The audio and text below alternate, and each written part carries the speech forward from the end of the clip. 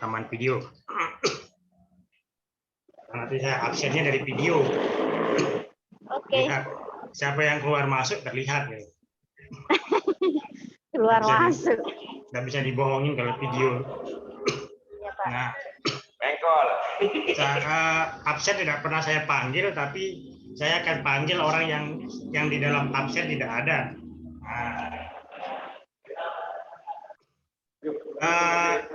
Ini materi terakhir untuk teori. Besok kita sudah praktek untuk cara membuat surat kuasa, sama cara membuat surat gugatan tun. Dibahas. Karena peradilan tun adalah peradilan yang berbeda dari peradilan umum lainnya. Coba video ini sebagian besar videonya ada namanya saja. Kita kuliah bukan nama, harus tetap muka supaya kita tahu. Etika dalam kuliah online itu harus dibuka videonya, bukan hanya namanya yang dimuncul. Itu etikanya. Siap. Jadi dia Ya, Pak. Sebentar cari tempat duduk ini, Pak. Lagi sama ditanya. kayak orang etika kuliah offline. Kalau kuliah offline itu tidak boleh pakai kaos oblong, tidak boleh merokok, Sip. tidak boleh terlambat dari 15 menit. Nah, kalau di online itu wajahnya harus ditampakkan. Karena kita tidak tahu.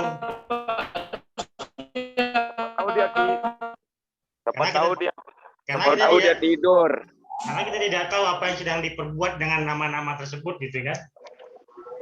Mungkin dia sedang tidur, mungkin sedang di kamar mandi, mungkin sedang di Betul. mana. Nah, itu pentingnya wajah itu diperlihatkan karena kita sedang kuliah. Tenang, Pak. Itu pentingnya memunculkan wajahnya. Betul, Pak. Siapa tahu yang cantik-cantik kelihatan itu. Assalamualaikum, Pak. Waalaikumsalam, Pak Maskur Arif. Pak Arif, mana aja ngilang? Tuh di jeding itu. Ini lagi di kantin semuanya, Pak. Lagi ini lirik-lirik aja. Apa Baik. botak? Saya lanjutkan, biar efektif waktu kita. Kita dulu. Semua. Jadi ini teori terakhir. Jadi teori terakhir ini soal upaya administrasi. Ada yang tahu enggak apa sih itu upaya administrasi? Ada yang mampu menjelaskan enggak? Dari dua teori yang sudah kita, dari dua kuliah kita terdahulu soal teori itu, siapa yang bisa menyampaikan apa itu upaya administrasi? Mungkin sudah ada yang baca isi, jangan-jangan tidak pernah mengupload materinya ya di LMS. Kenapa saya sarankan ke LMS? Karena itu standar sekarang. Jadi standar kurikulumnya itu, standar pengajarannya itu, kemarin Dikti sudah launching soal pada Dikti hari Kamis kemarin, tidak salah dia launching.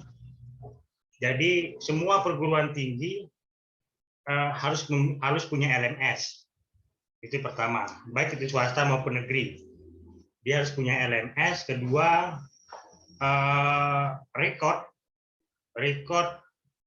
perkuliahan itu semuanya disimpan di LMS. Kalau dia video, seperti kuliah kita hari ini, misalnya kita rekam terus ada videonya, jadi link videonya yang kita sampaikan ke LMS tersebut.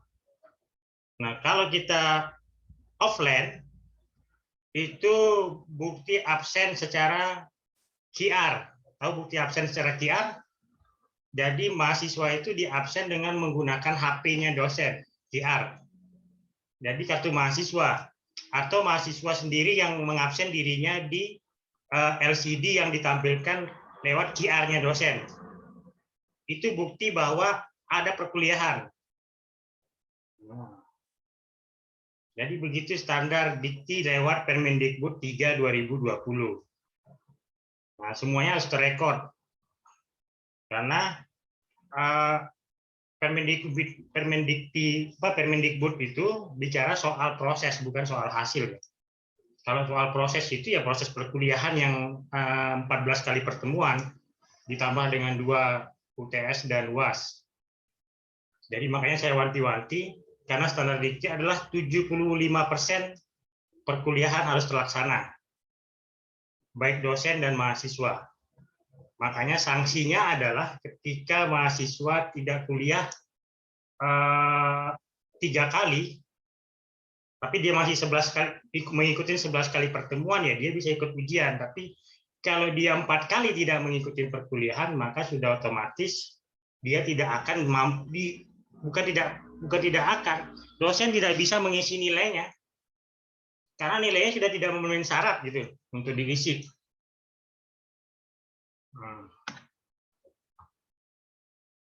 Ini masih pakai foto semua ini. Dan nggak kenal wajahnya, nggak tahu orangnya hadir atau enggak. Ini kan wajah saya Pak, masa nggak dilihat? Ini di teman-temannya kan bisa lihat sendiri itu ada berapa orang namanya aja yang Mana muncul. Molina tuh nggak kelihatan artis itu. Ada Sigit Gagah, ada Junaidi, ada Toniman, ada Muhammad Sufir, ada Sukron, ada Agustina. Itu namanya saja. Orangnya di mana nggak tahu kita kan. Pak Anwar mana anunya, wajahnya? Hadir, Pak. Kalau hadir muncul wajahnya gitu, karena kita kuliah. Melangkung Jadi itu mekanisme perkuliahan di semester genap ini saya sampaikan seperti itu. Jadi kalau sudah 4 kali tidak masuk ya jangan berharap dosennya bisa ngisi, atau dosennya tidak kuliah sampai 4 kali ya dosennya tidak bisa ngisi nilai karena tidak memenuhi syarat. Karena syarat Permendikbud itu 75% perkuliahan harus terlaksana. Nah, 75% itu adalah 11 kali pertemuan. 11 kali pertemuan itu harus terlaksana oleh dosen dan mahasiswa. Kalau dosen kurang dari 11 kali, maka dia tidak bisa ngisi nilai.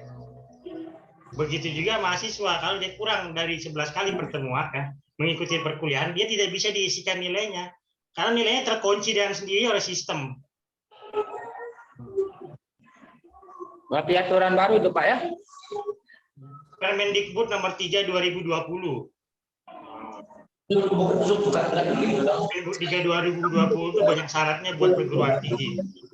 Kenapa syaratnya diperketat oleh Dikti? Ya karena belajar dari proses-proses terdahulu. Jadi perkuliahan ini bukan lagi untuk tempat mencari ijazah. Nah, yang dicari adalah ilmunya. Jadi kita kuliah ini bukan hanya sekedar mencari ijazah.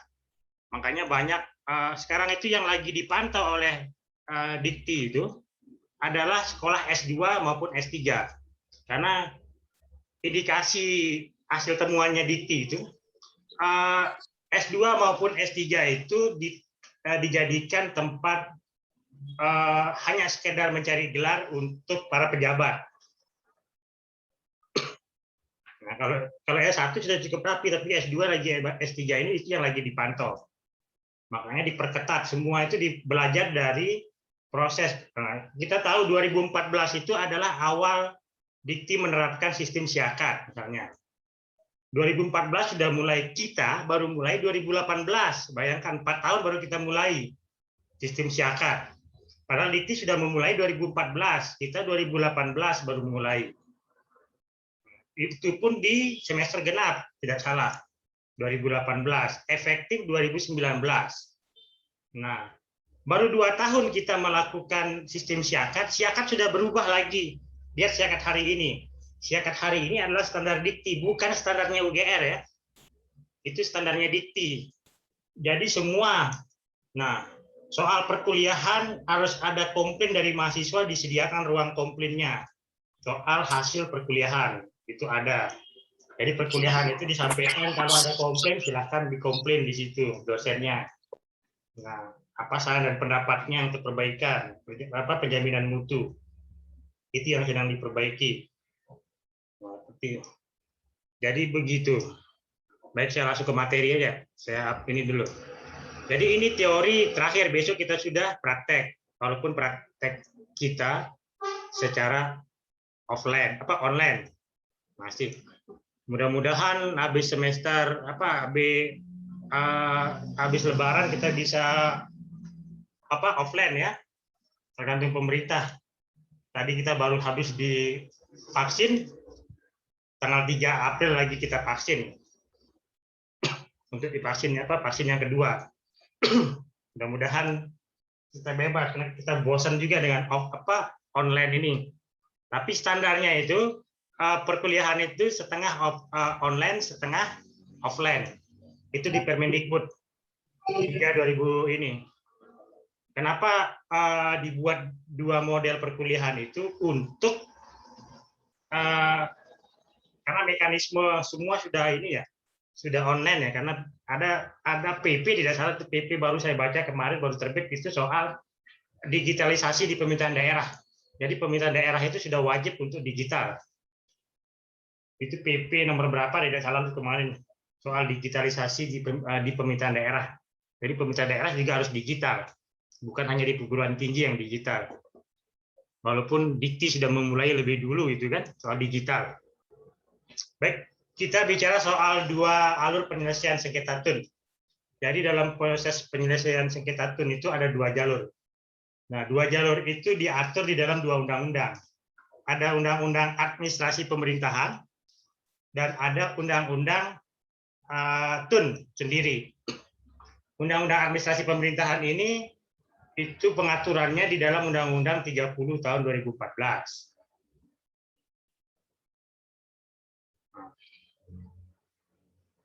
Ini kita bicara soal kenapa penting kemudian teori, karena teori ini yang membentengi untuk kita bicara soal praktek ini, fakta-fakta ini. Ada upaya administrasi. Kenapa upaya administrasi penting? Karena upaya administrasi itu proses penyelesaiannya itu belum masuk ke pengadilan. Jadi dia masih proses di tingkatan dari pemerintahan itu sendiri. Nah, pemerintahan dalam hal ini sudah kita jelaskan minggu yang lalu itu bukan hanya di lembaga eksekutif, bukan hanya di kepala daerah, bupati atau dan jajarannya sampai ke pemerintahan desa, tapi juga di lembaga legislatif di DPR. Dan di lembaga yudikatif yaitu pengadilan tempat Ibu Asriani maupun Ibu Pak ini kerja itu. Di pengadilan juga itu bagian dari pemerintahan karena di dalamnya ada sistem administrasi yang kemudian. Nah, sistem administrasinya ini ketika ada penolakan dari masyarakat, maka atau merugikan masyarakat, maka upaya administrasi itu bisa ditempuh terkait dengan penolakan oleh masyarakat itu terkait dengan kalau itu dianggap merugikan masyarakat. Jadi masyarakat bisa menempuh upaya administrasi. Nah, ini yang diatur di dalam Undang-Undang 30. Nah, di dalam Undang-Undang 30 juga mengatur soal AUPB, asas umum pemerintahan yang baik. Juga mengatur soal diskresi, kapan kewenangan diskresi bisa dilakukan. Di dalam Undang-Undang 30 juga membentengin soal administrasi korupsi.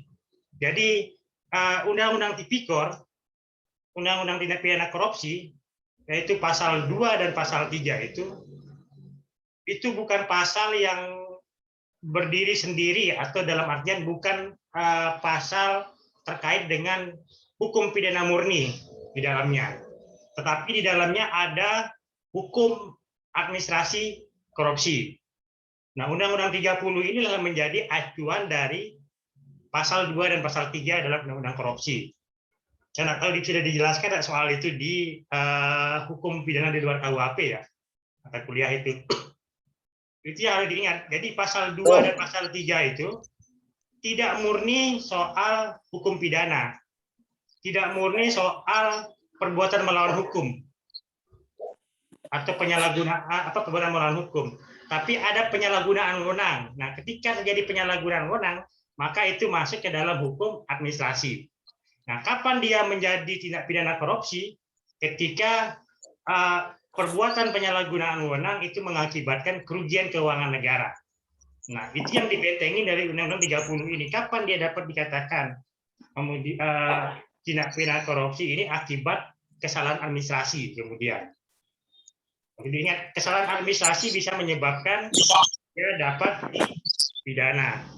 Kenapa dapat dipidana padahal dia tidak menerima keuntungan? Iya, dapat dipidana karena akibat perbuatannya menguntungkan orang lain dan merugikan perekonomian negara.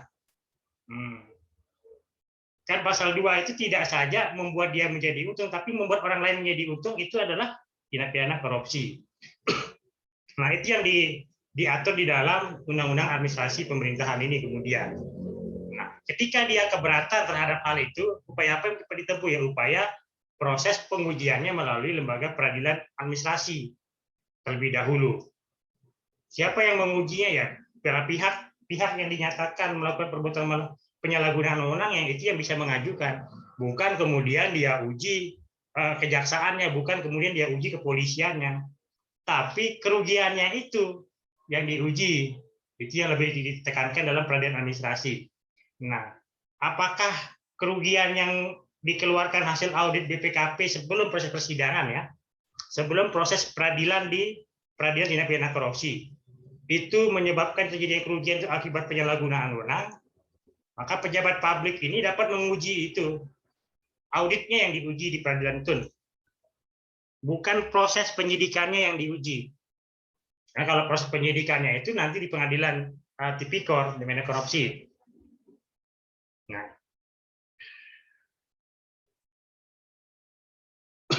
apa yang diuji ya ini ketetapan tertulis yang dikeluarkan oleh badan atau pejabat pemerintah dalam penyelenggaraan pemerintahan. Nah, audit BPK maupun lainnya, kenapa dia dapat diuji? Karena dia bukan dimaksud dari proses penyidikan di dalam Undang-Undang TUN, tapi yang dimaksud dia masuk dalam bagian KTUN kemudian.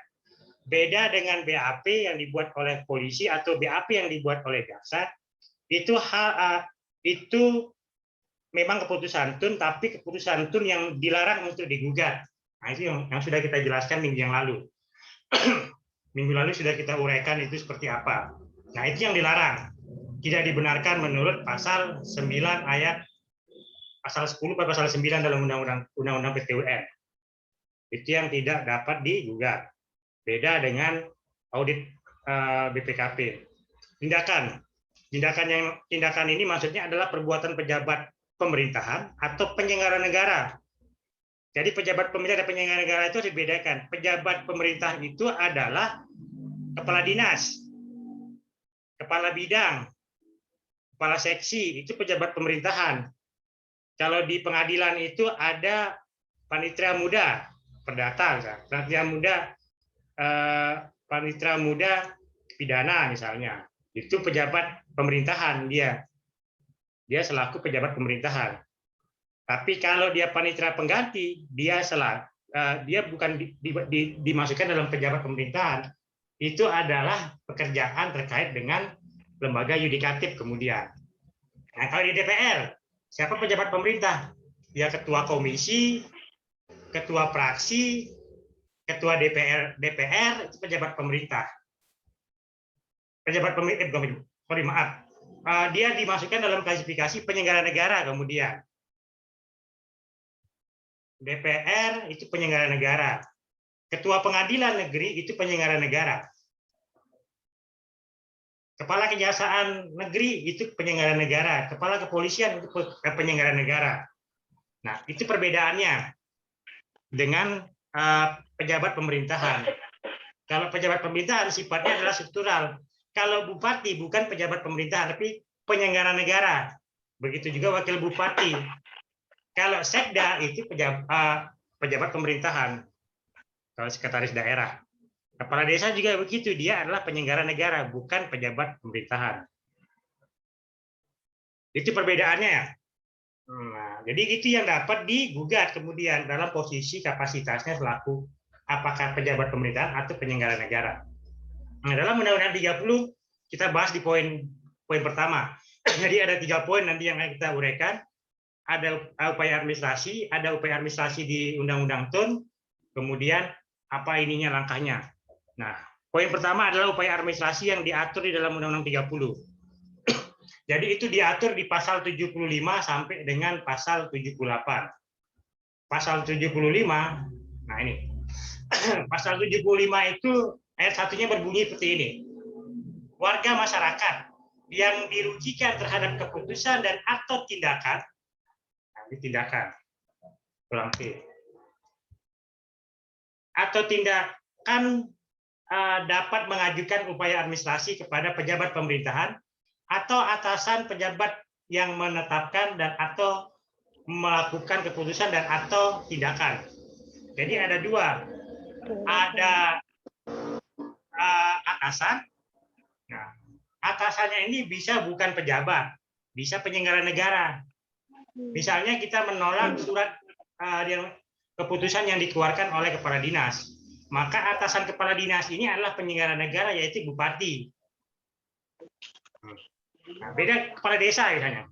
Kepala desa adalah penyelenggara negara, atasan penyelenggara negara itu kepala desa ini adalah camat selaku pejabat pemerintahan. Begitu sebaliknya, tinggal dilihat kompetensinya, kemudian komposisinya dia pada posisi yang mana.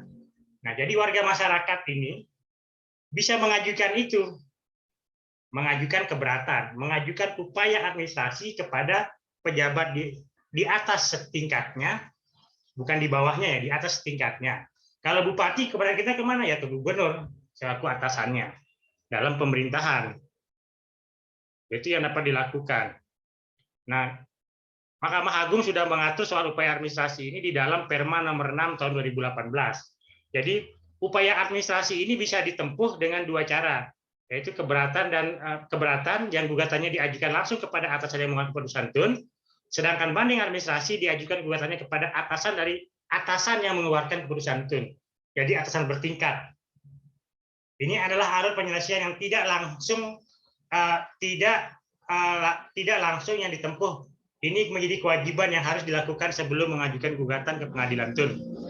Jadi sebelum gugatan diajukan ke pengadilan tun, upaya administrasi itu menjadi upaya yang wajib harus ditempuh. Nah, poinnya begini, poin kelima itu. Poin pertama, warga masyarakat. Tadi sudah dijelaskan, pasal 75 ayat 1, warga masyarakat yang masa dirugikan. Kedua, upayanya adalah banding keberatan dan banding administrasi. Ketiga, upaya administrasi sebagaimana dimaksud menunda pelaksanaan keputusan tun, kecuali ditentukan lain dalam undang-undang yang menimbulkan kerugian yang lebih besar.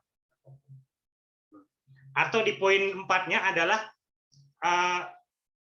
badan pejabat pemerintah wajib segera menyelesaikan upaya administrasi yang berpotensi membebani keuangan negara. Membebani keuangan negara ini dalam pengertian Undang-Undang 30 itu adalah yang dapat menimbulkan kerugian keuangan negara. Kalau dia akan berpotensi menimbulkan kerugian keuangan negara, maka harus segera diselesaikan perkaranya.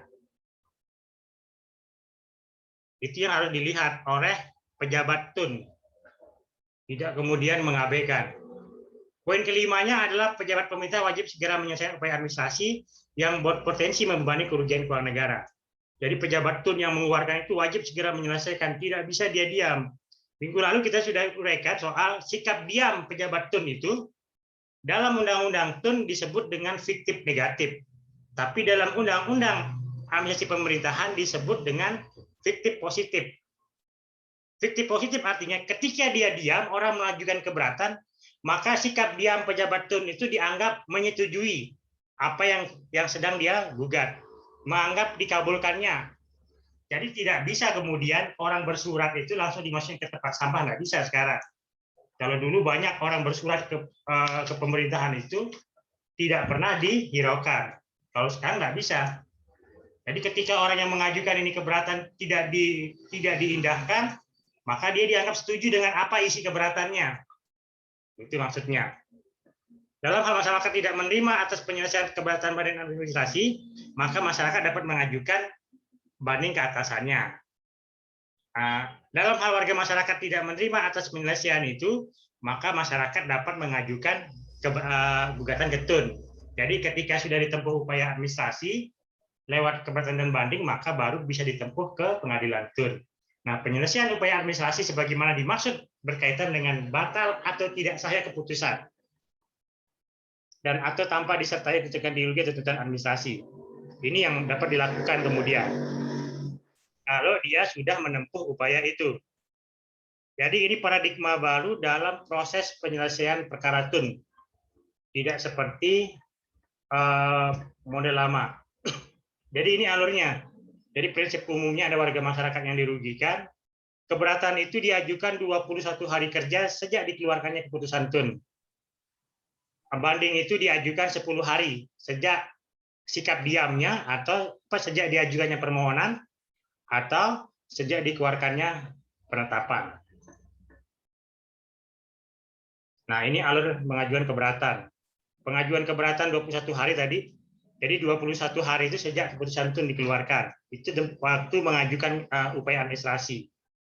Kalau dia diterima, dalam hal ini diterima, maka Badan Penerbitan Tun wajib menetapkan keputusan sesuai dengan permohonannya. Kalau diterima. Kalau tidak diselesaikan, jadi proses penyelesaiannya ada 10 hari kerja. Apabila tidak menyelesaikan keberatan dalam jangka waktu tersebut, maka keberatan dianggap dikabulkan. Ini yang dimaksud dengan putusan fiktif positif. Saya warnai merah juga.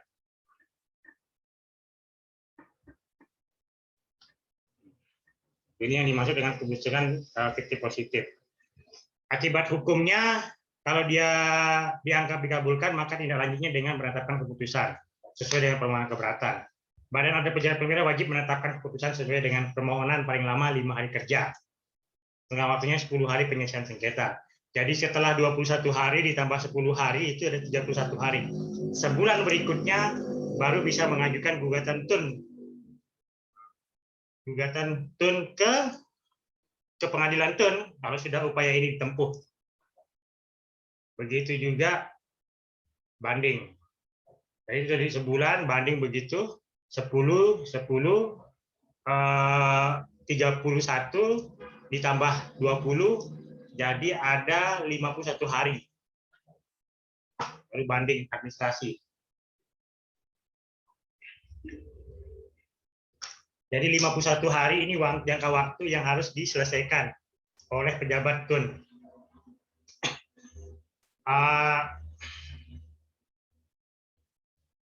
Pasca upaya administrasi. Jadi pasca upaya ini sudah ditempuh oleh masyarakat, maka pengajuan ke pengadilan tun. Nah, pengadilan yang berwenang menyelesaikan sengketa tun pasca upaya administrasi adalah Pengadilan Tata Usaha Negara di tingkat pertama. Hal itu dapat disimpulkan dari ketentuan pasal 1 angka 18 yang menyatakan bahwa pengadilan yang dimaksud dalam undang-undang ini, yaitu Undang-Undang 30 tadi itu, adalah pengadilan tun. Kalau ini menurut Undang-Undang AP. Nah, begini tahapannya kemudian baru menuju gugatan tun. Jadi ada upaya keberatan, banding, baru gugatan tun. Tidak bisa langsung sekarang ini tiba-tiba masyarakat langsung mengajukan gugatan ke tun. Kalau upaya yang dua ini belum ditempuh, maka otomatis syarat formilnya belum terpenuhi. Syarat formilnya sudah tegas di dalam Undang-Undang 30 harus dipenuhi karena sifatnya wajib. Ada orang keberatan terhadap SK kalau dia belum tempuh upaya administrasi ya tidak akan dikabulkan, pasti tidak dapat diterima jawabannya. Begitu jawaban tidak dapat diterima ya sia-sia, tidak akan dapat mengajukan lagi karena pasti lewat 90 hari dari yang dipersyaratkan.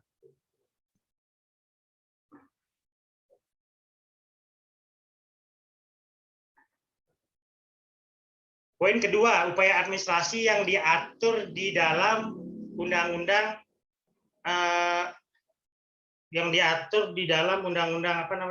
TUN. Tadi upaya administrasi yang diatur di dalam undang-undang administrasi pemerintahan. Nah, sekarang ada upaya administrasi yang diatur di dalam undang-undang TUN. Ini agak berbeda. Di mana agak berbedanya? Kita bahas. Jadi kalau upaya administrasi yang diatur di dalam undang-undang TUN, prosedurnya itu bukan dimulai dari keberatan, tapi dimulai dari banding administrasi namanya. Banding administrasi itu bisa ke atasannya atau bisa ke lembaga yang di posisinya hampir yang memiliki tugas misalnya, tapi bukan dia yang mengeluarkan putusan tun. Nah, itu bisa diajukan ke posisi itu. Misalnya pemberhentian dia sebagai kepala dinas misalnya, kepala bidang. Yang mengeluarkan adalah instansi yang membuat dia jadi berhenti itu. Misalnya dia di instansi pertanian, yang mengeluarkan adalah kepala dinas pertanian. Nah, si pemohon yang diberhentikan ini bisa mengajukan upaya banding administrasi itu ke BKD. Karena ini kewenangan BKD misalnya dikatakan, bukan kewenangan Dinas Pertanian mengeluarkan pemberhentian. Misalnya seperti itu. Nah, di TUN itu dikenal itu, bisa dia mengajukan itu ke lembaga yang posisinya sejajar sama dinas. Yaitu lembaga yang ke sebelahnya misalnya, yang punya kewenangan. Nah, itu bisa ditempuh upaya itu. Kemudian dalam hal penyelesaian itu harus dilakukan secara instansi atasan atau instansi lain dari yang mengeluarkan keputusan yang bersangkutan, maka prosedur tersebut dinamakan banding administrasi. Nah, dalam hal penyelesaian keputusan TUN harus dilakukan oleh badan atau pejabat TUN sendiri itu, maka itu disebut dengan keberatan. Nah, jadi di TUN ini dua. Kalau banding administrasi itu adalah ke tempat instansi yang memiliki kewenangan. Jadi saya jelaskan, dia diberhentikan di Dinas Pertanian, seharusnya yang berhentikan dia adalah Badan Kepegawaian. Nah, dia harus mengajukan itu ke Badan Kepegawaian. Nah, itu yang disebut dengan banding administrasi. Tapi kalau dia mengajukan suratnya ke Dinas Pertanian, itu yang disebut dengan keberatan. Di dalam Undang-Undang TUN ya, beda dari Undang-Undang APIL. Nah, hal ini kemudian menjadi perbedaan dari peradilan TUN, Undang-Undang TUN dan Undang-Undang API dalam prosedur banding administrasi maupun prosedur keberatan. Baik dari segi penerapan hukumnya maupun segi instansi yang memutus. Nah, di situ perbedaannya. Jadi tidak selamanya dia harus sama. Perbedaannya di sana kemudian.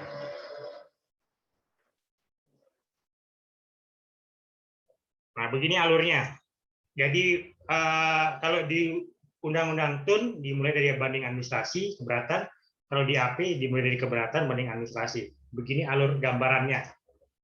Kalau kita gambarkan dalam bentuk diagram. Jadi di dalam keberatan ini, di dalam kotak ini itu ada aturan tersendiri, di sini aturannya berbeda.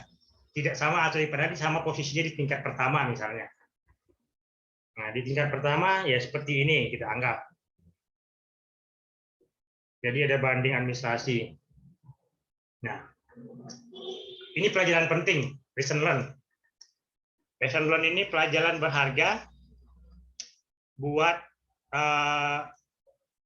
hukum administrasi kemudian. Karena saya yakin soal materi ini yang seharusnya itu disampaikan di hukum administrasi atau di hukum acara peradilan TUN. Tapi saya yakin pasti belum disampaikan.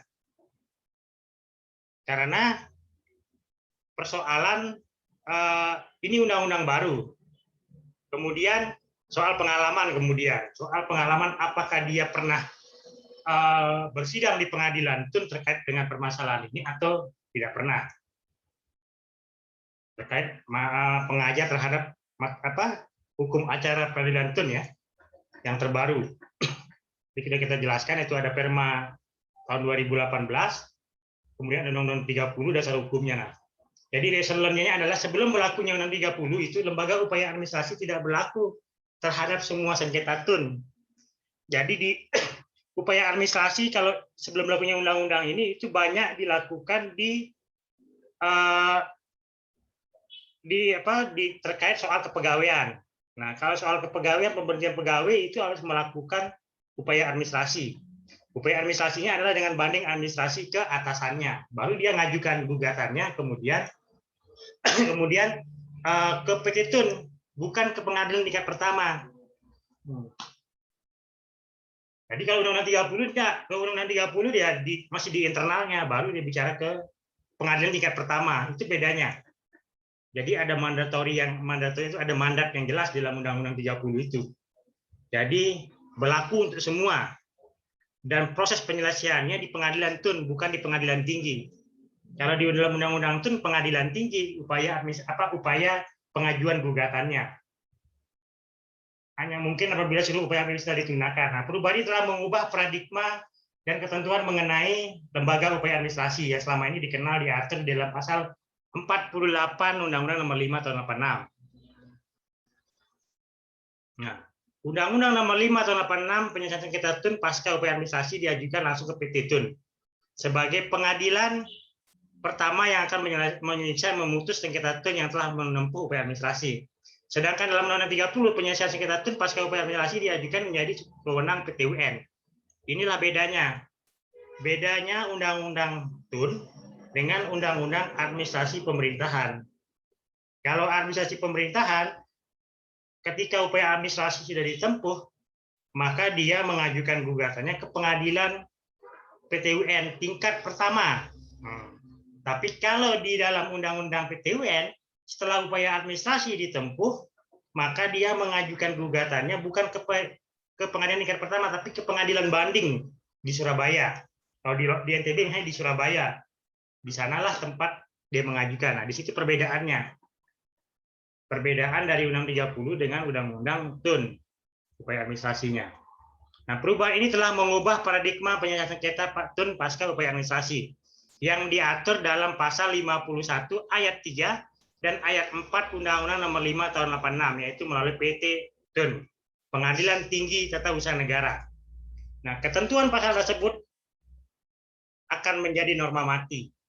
Jadi pasal 51 ayat 3 dan ayat 4 ini adalah norma mati. Dia tidak perlu dicabut, tidak perlu diganti, tapi dia sudah mati dengan lahirnya Undang-Undang 30. Nah, kalau dalam masa hukumnya disebut dengan Dudel Regel, itu norma mati. Norma yang tidak berlaku ketika adanya undang-undang. Karena posisinya adalah sama, sejajar kemudian. Tapi norma itu sudah dimatikan dengan hadirnya Undang-Undang 30 ini.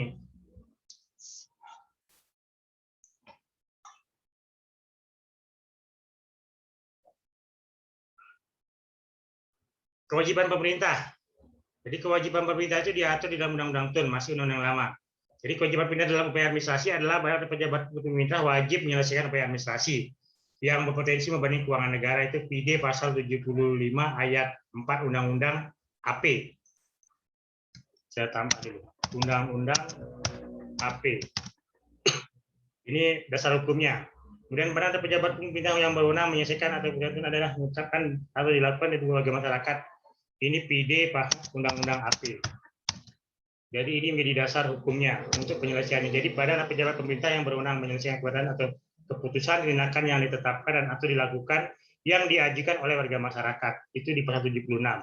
Tadi sudah dijelaskan di pasal 76, 75, 76, 77, 78. Jadi itu 4 pasal yang mengatur upaya administrasi di dalam Undang-Undang AP yang kemudian membuat pasal 51 ayat 3 dan ayat 4 dalam Undang-Undang TUN menjadi norma mati. Norma yang tidak bisa dilaksanakan karena sudah dicabut, sudah dinyatakan tegas dalam undang-undang. Nah, kewajiban pemerintah sudah di pasal 75 ayat 4, 76 ayat 1, itu kewajiban pemerintah. Pada tingkat keberatan ada waktu 10 hari untuk penyelesaiannya dan ada waktu 5 hari untuk menerbitkan keputusan TUN. Pada tingkat banding juga sama, 10 hari untuk menyelesaikan, 5 hari untuk menerbitkan keputusan TUN terkait dengan yang upaya ditempuh. Baik, ada pertanyaan dulu, silakan.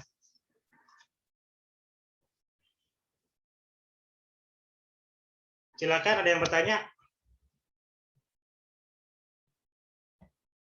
Nah, kelihatan namanya aja. Yang bertanya silakan. Enggak ada kayaknya, Pak.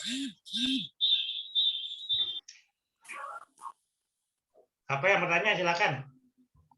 Kalau enggak ada, hebat sekali, pintar sekali. Padahal materi ini belum pernah diterima di hukum administrasi negara sama hukum acara peradilan TUN. Saya yakin itu. Ya soalnya kita masih nggak paham Pak. Ya kalau nggak paham berarti nanya. Iya makanya nih. Ini Pak, saya ngerti Lulus nggak hukum administrasi? Iya menyangkut administrasi nih. Maksud saya lulus nggak hukum administrasi? Yang kemarin itu. Lulus sih, Pak. Kalau nggak lulus nggak bisa ngambil mata kuliah ini. Lulus nggak? Lulus Pak. Ini Ya. tempat kita nggak paham. Pak. Halo. Ya, apa pertanyaannya? Di sini tempat kita nggak paham upaya administrasi dalam undang-undang PTWN kan sama banding administrasi itu Pak. Apakah satu kasus yang yang diselesaikan di banding administrasi sama upaya administrasi? Nah, gimana ciri-ciri kasusnya sehingga masuk ke banding administrasi itu Pak? Itu tempat kita nggak paham dari awal. Kasusnya sama ini. Sama. Tapi tempat anunya itu perbedaannya itu Pak. Sehingga ada dua tempat dia bisa berbeda tempat dia dimasukkan. Maksud saya Pak itu tempat nggak paham itu Pak. Makanya ini kan harus tuntas di hukum acara ini sebetulnya. Hukum acara peradilan tun. Kalau di sini kan prakteknya. Saya hanya membuka lagi, itu makanya saya katakan, saya yakin pasti tidak disampaikan di hukum acara peradilan tun. Atau dosennya tidak mengetahui undang-undangnya sudah berubah. Ya mungkin Pak, soalnya.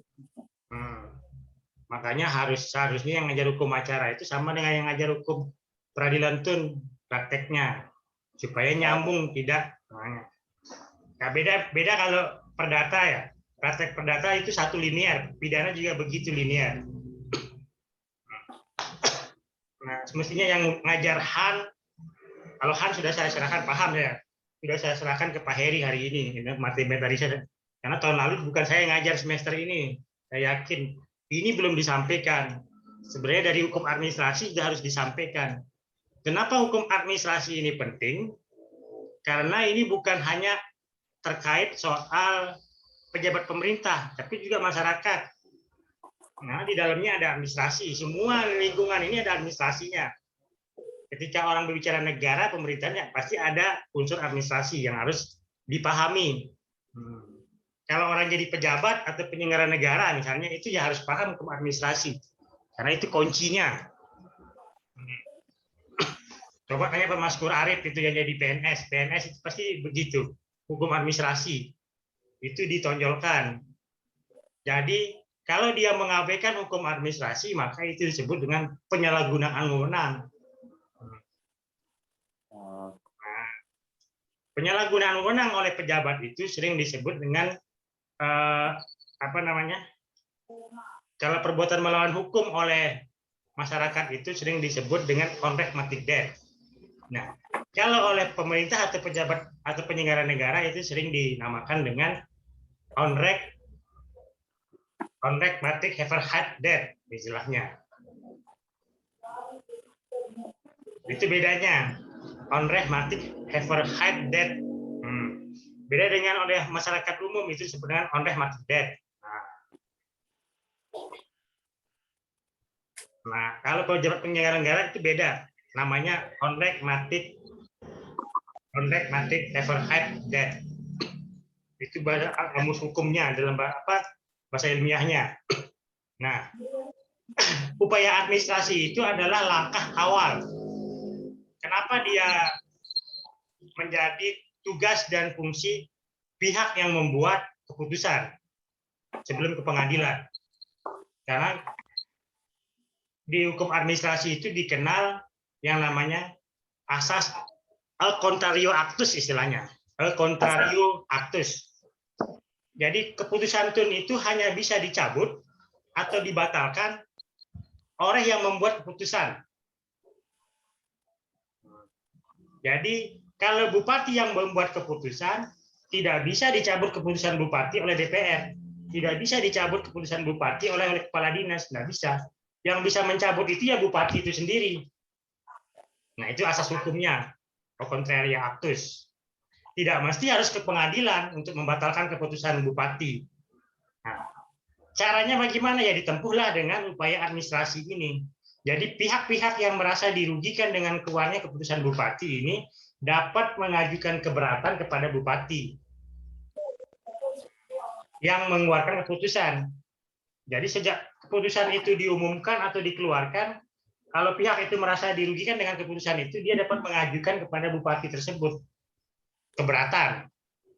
Nah, bupati ini tidak bisa kemudian hanya menanggapi keberatan orang itu dengan menyimpan surat keberatannya di laci mejanya misalnya. Nggak bisa. Kalau dulu iya mungkin. Jadi laporan orang, pengaduan orang dianggap dimasukkan ke tong sampah misalnya. Kalau dulu, karena tidak ada sanksi. Nah, tapi sejak Undang-Undang AP itu jelas sanksinya. Kalau dia tidak tanggapi dalam jangka waktu 10 hari, maka dianggap bupati itu menerima keberatannya. Nah, itu yang dikenal kemudian dalam Undang-Undang Administrasi Pemerintahan itu sebagai putusan fiktif positif. Putusan fiktif positif itu berarti mengabulkan apa yang menjadi keberatan. Nah, dalam Undang-Undang TUN itu juga diatur di pasal 3 ayat 2 adalah itu yang dikenal dengan nama putusan fiktif negatif. Kalau di pengadilan, kalau di Undang-Undang TUN, kalau di Undang-Undang AP, fiktif positif. Sama artinya, sama-sama mengabulkan. Jadi sikap diam bupati dianggap mengabulkan. Atau sikap diam kepala desa dianggap mengabulkan keberatan yang diajukan. Itu. Jadi sikap diam itu bagaimana caranya? Kemudian untuk dia diuji, ya diuji di pengadilan TUN. Pengadilan TUN yang nanti akan mengeluarkan bahwa permohonannya atau keberatannya itu benar atau tidak. Nah, di sana diujinya. Kemudian bukan diuji di pengadilan umum. Nah, itu yang dimaksud dengan upaya administrasi dawat keberatan. Dapat yang keputusan. Nah, kalau kedua misalnya tadi itu sikap diam. Kalau kemudian keberatan pihak yang mengajukan keberatan itu dikabul, ditanggapin misalnya. Ditanggapinnya ada dua ini. Ada dikabulkan atau ditolak. Bersuratlah si pejabat TUN ini, bupati ini bersurat kepada para pihak ini untuk menyatakan bahwa saya tolak keberatanmu. Bunyi suratnya. Nah, ditolaklah keberatan pihak ini. Maka si pihak yang mengajukan keberatan itu dapat mengajukan banding administrasi. Kemana mengajukan banding administrasinya? Ya ke atasan bupati. Dalam hal ini dalam sistem pemerintahan, atasan bupati adalah gubernur. Maka banding administrasinya diajukan ke gubernur. Begitu juga jangka waktunya sama, 10 hari harus diselesaikan. Kalau dikabulkan atau diam sama juga. Tapi kalau dikabulkan 5 hari dia harus sudah membuat surat keputusan mengabulkan permohonan dari penggugat tadi itu. Kalau dia ditolak bagaimana? Kalau dia ditolak oleh gubernur, maka si penggugat ini baru bisa menempuh gugatan ke pengadilan TUN. Nah, begitu upaya administrasinya. Setelah dilaluinya upaya administrasi ini di lembaga pemerintahan itu sendiri. Nah, di pengadilan TUN itu kalau sudah ditempuh yang dua tadi itu, keberatan, banding administrasi, baru ngajukan ke pengadilan TUN terkait dengan gugatan. Begitu maksudnya. Jadi perkaranya itu sama, bukan perkara berbeda. Kalau dia dikabulkan tidak perlu ngajukan ke pengadilan TUN. Selesai.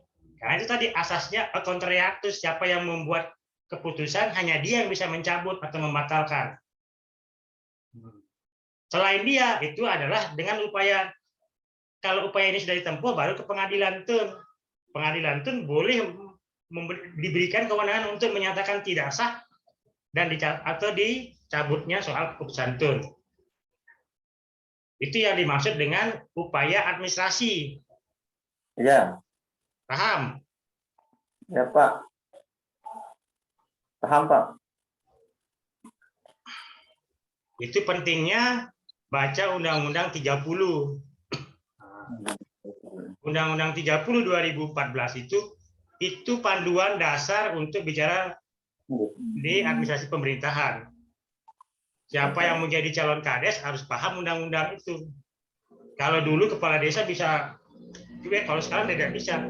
Begitu ada baik itu keberatan lisan harus ditanggapin. Itu bedanya. Keberatan itu bisa dilakukan secara tertulis, bisa dilakukan secara lisan. Itu keberatannya. Nah, kalau banding administrasi wajib dilakukan secara tertulis. Tidak boleh secara lisan. Di sana perbedaannya. Ada pertanyaan yang lain?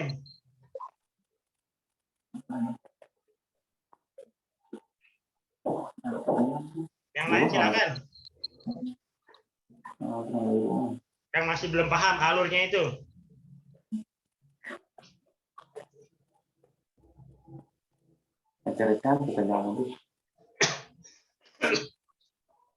Yang lain? Mana Taufik? Taufik mana Taufik? Tidur, Pak. Hadir. Mana? Ini dari tadi kita di sini. Mana ada Taufik tidur kayaknya Taufik ini. Ya, Pak. Hadir, Pak. Oh, masa kita tidur? Ya tidur Pak dari tadi. Apa pertanyaannya, Taufik? Ada pertanyaan? Dia ngelak. Saat ini belum ada, Pak. Lagi di kantin Taufik itu. Ngopi aja nggak apa-apa. Bukan di Ya ruang kelas. ngopi. Sudah Ada kuliah tadi. Jadi langsung ke sini, Pak, kuliah online. pertanyaan, Taufik? Saat ini belum ada, Pak. Apalagi ada yang belum paham. Jadi saya pertegas kasusnya Saya sama. rasa terang dan jelas di tenggorokan Pak Kaizal Halki itu loh. Detail dan konkret lah. Itu saling Nggak tahu siapa punya itu. saling tabrakan itu. Nah, itu yang dimaksud dengan upaya administrasi. Saya lanjut.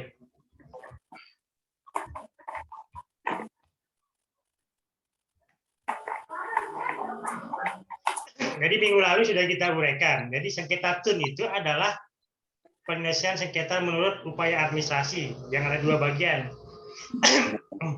Pengadilan TUN dapat disamakan dengan sengketa administrasi ya.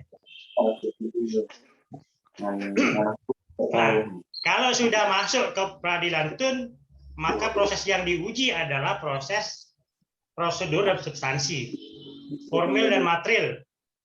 Nah, formil dan material ini adalah prosedurnya. Bagaimana prosedur dibuatnya sebuah SK misalnya. Itu yang diuji. Apakah dia sesuai prosedurnya atau ada prosedur yang dikorupsi misalnya. Prosedur dikorupsi ini ada prosedur yang tidak dilalui. Yang tidak dilalui itu ada proses parab misalnya, tapi tidak dilakukan parab. Misalnya sebuah SK, ketika dia dibuat oleh semua dinas, dia harus melalui bagian hukum terlebih dahulu untuk diparab, untuk diuji. Tetapi ternyata tidak melalui bagian hukum, tapi langsung ke sekda misalnya.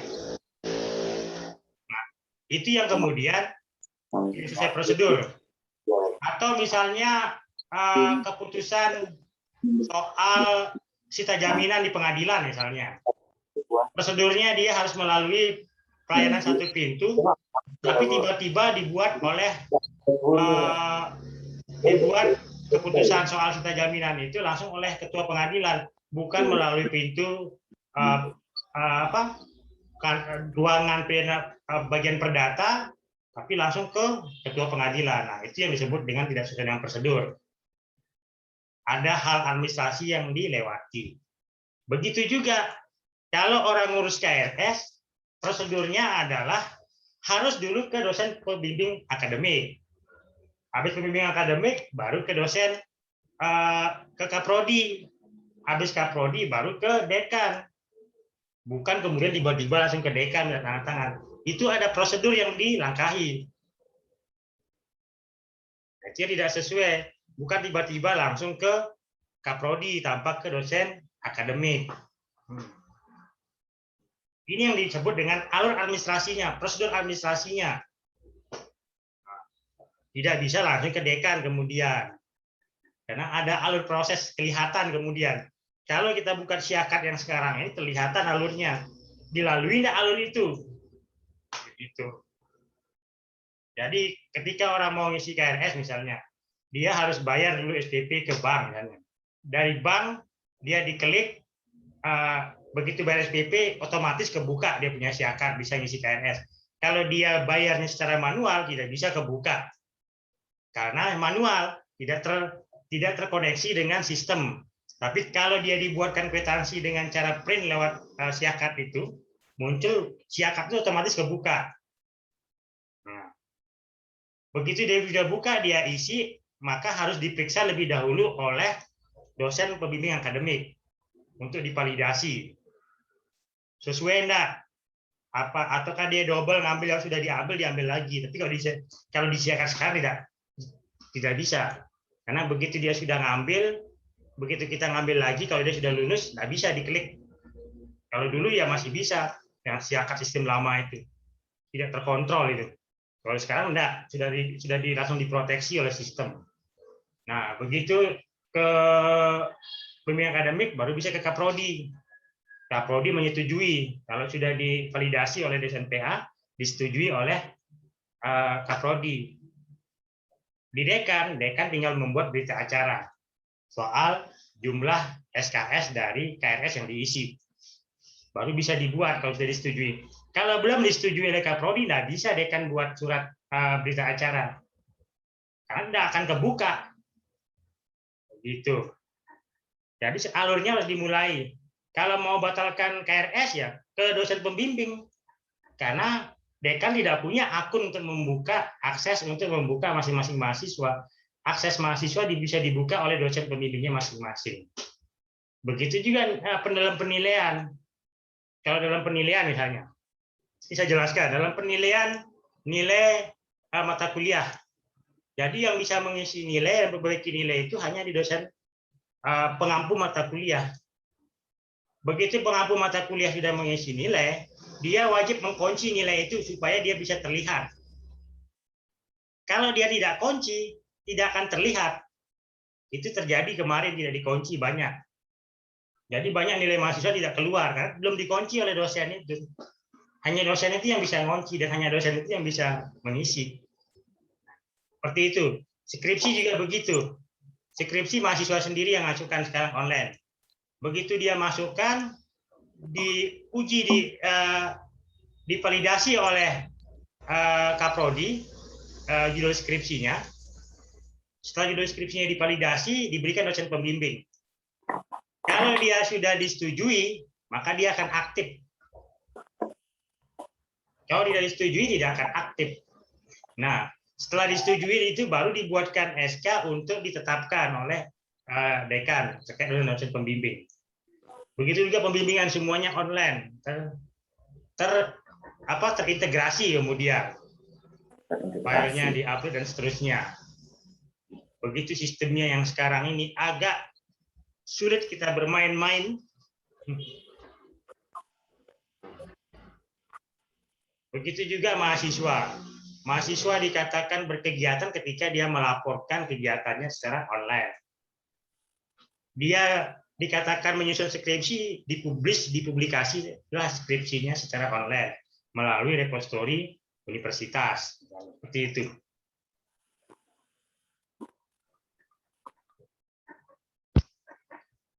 Jadi itu yang dimaksud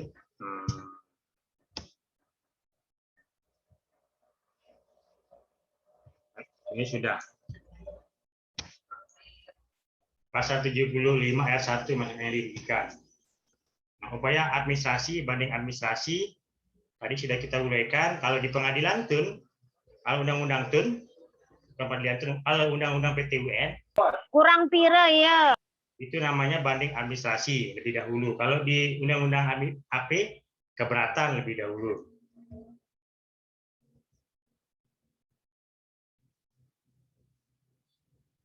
Kenapa upaya administrasi wajib dilakukan? Karena ini bicara soal imperatifnya tadi itu. Jadi gugatan Tun dapat diajukan ke pengadilan Tun kalau sudah upaya administrasi ditempuh. Kalau belum, ya tidak bisa dilakukan gugatan ke pengadilan Tun. Nah, upaya administrasi ini sering disebut dengan upaya apa istilahnya peradilan semu. Kenapa peradilan semu? Karena peradilan administrasi ini belum menyentuh soal proses peradilan sesungguhnya. Kalau peradilan sesungguhnya itu kan ada alat bukti, ada pembuktian, ada jawab menjawab, itu peradilan sesungguhnya. Kalau administrasi ya hanya sekedar surat keberatan, surat setuju, sikap diam, itu upaya administrasi. Ya beda dengan peradilan yang dilakukan oleh lembaga yudikatif. Penerapan hukumnya itu adalah soal penerapan hukum hematik dan dari segi kebijaksanaan hukum. Ciri-ciri dari upaya administrasi ialah tadi sudah kita uraikan, ada kontrol posteriori, normatif head trusting istilahnya, segi kemanfaatan. Jadi hukum itu dibuat untuk bicara soal substansi, struktur, dan budaya.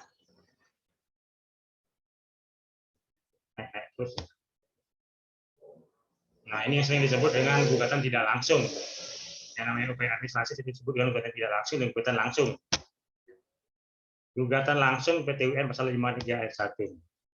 Pengadilan administrasi murni yaitu yang di PT-UN itu disebut dengan peradilan murni. Kalau tadi upaya administrasi itu disebut dengan peradilan semu. Tidak sesungguhnya. Jadi hakim administrasi dalam menyelesaikan perkara administrasi itu ada 6 keputusan yang bisa diambil. Pertama itu memperkuat ketetapan administrasi negara atau memperkuat soal SK yang ditetapkan. Yang kedua tidak membenarkan ketetapan administrasi negara atau sebagian dari memerintahkan kepada untuk menyesuaikan ketetapan tersebut dengan putusan hakim. Jadi hakim yang kita katakan aktif di minggu lalu itu, hakim itu aktif. Dia bisa membuat putusan sendiri kemudian. Makanya tidak dikenal yang namanya ultra petita di pengadilan tun. Karena hakim boleh mengadili melebihi dari yang dituntut. Yang ketiga adalah menolak perkara berdasarkan alasan bahwa pengadilan administrasi tidak berkompetensi. Keempat, menyatakan gugatan gugur kalau penggugat tidak pernah hadir. Kelima, menyatakan gugatan tidak dapat diterima berdasarkan bahwa gugatan tidak sempurna atau tidak memenuhi syarat formil. Tadi itu tidak melakukan upaya hukum misalnya. Menetapkan ganti rugi yang dituntut oleh pihak yang dirugikan. Jadi di pengadilan tun itu bisa mengajukan gugatan ganti rugi. Gugatan ganti rugi yang diganti itu hanya 5 juta rupiah, tidak boleh lebih. Kenapa 5 juta rupiah? Ya itu biaya perkara dalam pengadilan tun yang segitu paling tinggi. Spirit of law-nya tadi sudah jelas soal kepentingan yang dirugikan. Beberapa hal yang dapat digarisbawahi tersebut adalah yang 5 juta, Ibu Asriani main-main berhak ya. mengajukan. Nah, ini gugatan. Kita sudah bicara gugatan. Jadi minggu depan saya jelaskan soal gugatan ini. Jadi gugatan itu lazimnya digunakan dalam hukum acara perdata. Dalam HIR itu ada tuntutan, ada penuntut. Nah, dipakai hukum acara pidana. Apabila perkataan ini digunakan dalam hukum acara PT-UN dapat menimbulkan kericuhan ilmiah.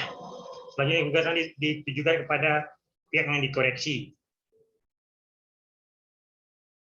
Oke, thank you. Ada pertanyaan?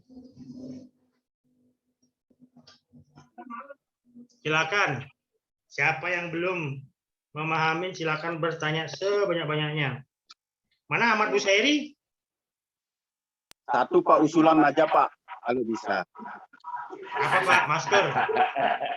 Nggak tahu Ahmad Busair kemana deh. Bisa Pak, kita ngusul Pak. Apa? Halo. Ya, halo. Jadi gini Pak, kalau bisa Pak ya, karena ini sangat menarik sekali. Kalau bisa. Ini sangat menarik sekali. Kita offline aja sekali Pak. Yuk, kita nggak akan offline sekali, kita akan offline nanti setelah Idul Fitri. Kalau bisa minggu depan Pak. Setelah teorinya, setelah berkasnya ini kita koreksi, kita akan praktek peradilan. Di ruang peradilan semu. Kelihatannya Bapak. Di ruang peradilan semu. Begitu Pak Arif. Jadi sudah saya bagi kelompoknya. Nah, siapkan berkas-berkasnya. Nah, harapan saya surat kuasanya sudah diupload di LMS supaya kita bisa koreksi. Sedang berlangsung ini, Pak. Gitu. Nah, sudah siap surat kuasa, gugatan kita akan bahas. Seperti apa model gugatan TUN. Jadi yang kita perlu kumpulkan tuh Pak D cuma yang 2 poin itu saja dulu. Besok itu kita sudah bahas gugatan. Makanya harapannya boleh tidak mengikuti contoh perkara yang saya sampaikan itu. Surat itu saja dulu. Saya jelaskan. Hah? Surat itu dulu yang 2 itu. Saya jelaskan. Surat kuasa. Iya. Surat gugatan itu. Ikutin petunjuk yang sudah disampaikan itu. Jadi berkas yang harus disiapkan itu adalah surat kuasa pertama. Harapannya surat kuasa sudah di-upload supaya kita bisa kalau sudah di-upload bagian surat kuasa? Kita sudah bisa menentukan. Nah, semua ini tergantung dari ini kerjanya bukan kerja individu ya. Kolektif kolegial istilahnya. Kolektif kolegial itu kerjasama bersama. Kalau satu bermasalah ya bermasalah semuanya nanti dari nilai. Makanya kolektif kolegial itu ya kerjasama kelompok kemudian. Kerjasama kelompok menentukan hasil. Kalau kelompoknya tidak bekerja sama secara baik dan rapi ya coba nanti pas ujiannya itu yang prakteknya itu. Karena berkasnya disiapkan kapan kita harus menyerahkan surat kuasa di dalam persidangan itu yang akan kita latih di dalam peradilan semu. Nah, video peradilan semu yang tahun lalu sudah ada. Jadi sekarang tinggal teman-teman bagaimana nanti cara merekam apa segalanya itu yang harus disiapkan semuanya. Bagaimana cara membuat dia menjadi menarik dan menjadi video di dalam peradilan semu itu. Itu kan kelompok kolektif. Bisa yang tahun lalu itu dengan HP dia tidak salah itu ada menggunakan 6 HP tidak salah. Nah pakai handycam pakai HP yang dipakai tripod. Jadi dari 6 HP ini bekerja bersama, kemudian dia edit sendiri, baru dia upload ke YouTube. Nah, HP-nya itu yang menentukan. Prosesnya terjadi kemudian peradilan semu sampai di akhir. Nanti di latihan kita lakukan di pertemuan kalau bisa di pertemuan ke-10 sudah bisa latihan, kita akan latihan. Di pertemuan ke-9 setelah jadi tidak ada UTS ya. Tidak ada ujian tengah semester. Ujian tengah semesternya itu berkas itu. Lengkap enggak berkas yang dibuat? Boleh mengikuti putusan yang sudah saya share, boleh tidak. Pakai putusan yang lain tidak ada masalah. Yang penting itu ada para pihak yang 3 tadi itu. Ada tergugat, ada penggugat, ada tergugat, dan ada tergugat 2 intervensi. Makanya surat kuasanya harus 3. Surat kuasa penggugat, tergugat, dan tergugat 2 intervensi. Dengan ada surat permohonan tergugat 2 intervensi. Jadi tergugat 2 intervensi itu masuk menjadi pihak dalam perkara TUN ketika dia mengajukan permohonan kepada ketua pengadilan. Siapa tergugat 2 intervensi? Tergugat 2 intervensi adalah yang namanya disebut dalam surat keputusan. Yang digugat oleh penggugat misalnya. Misalnya contohnya begini. Ada kepala desa terpilih ya. Itu tersebut namanya dalam SK. Nah, si penggugat ini kepala desa yang kalah, dia menggugat SK itu untuk dibatalkan. Nah, tergugat 2 intervensi ini yang berkepentingan terhadap SK itu tetap tidak dibatalkan. Dia bisa masuk menjadi pihak dengan mengajukan permohonan. Karena dia bukan pejabat TUN. Pejabat TUN-nya itu ada di pihak tergugat. Si yang membuat keputusan. Pejabat tergugat itu wajib adalah pejabat TUN. Tidak boleh tidak. Dia bisa pejabat TUN, bisa penyelenggara negara. Nah, itu maksudnya. Halo, Assalamualaikum Pak D. Waalaikumsalam. Ini kita tanya masalah Surat kuasa. surat kuasanya yang kedua. Ya. Artinya sama ada untuk surat gugatan ke PT UN dengan tingkat pengadilan itu tentang Surat kuasa, kuasanya bukan begitu. gugatan. Kuasa, surat kuasa. Jadi surat kuasa yang dibuat itu ada 3. Surat kuasa penggugat, surat kuasa tergugat, surat kuasa tergugat 2 intervensi. Bukan hanya penggugat. Siapa nanti siapa nanti jadi tergugatnya? Siapa jadi tergugat 2 intervensinya? Itu yang tinggal diatur oleh masing-masing kelompok. Nah, yang menentukan itu adalah ketua kelompok nanti akan menjadi ketua majelis. Harus disiapkan dari sekarang. Gitu. Dari sekarang disiapkan siapa yang jadi ketua kelompok itu menjadi ketua majelis. Mungkin Pak Maskur Arif menjadi ketua kelompok. Iya, iya. Iya, Majelis Pak Maskur Arif, ketua majelis. ketua majelis. Nah, dia yang harus mengatur semua kawan-kawannya, teman-temannya. Jangan siap, sekedar siap. mengatur, Pak. Mengkoordinir. Kalau sudah mengatur itu Jangan gampang, Pak. jangan Tapi kemudian kita kerja juga, Pak. jangan kemudian menyerahkan kepada Pak Maskur Arif sendiri yang buat. Iya, Pak. Yang namanya ketua itu Begini kalau Mas Arif itu sebagai ketua majelis, jadi ahlinya itu hanya mengatur saja nanti jadinya ya. Jangan semuanya diserahkan Pak Maskur Arif. Nanti dia stres. HP-nya yang saya ganti ini. Pak Anwar, Nggak ada HP-nya itu sama dengan saya. Sama-sama ya, kelas kentang semua. Mana ini ya? Jaki Ade Rahman. Ya, Pak, baterainya lemah ini, Pak. Mana Jaki? iya Pak. Mana? Tunjukkan wajahmu, Jaki. Kasihkan ini dulu, Pak. Ini kayaknya wajahnya Jaki. Agus Atomi mana? Agus Atomi Halo, mana? Pak. Agus Astomi, B. Saya nanya wajah.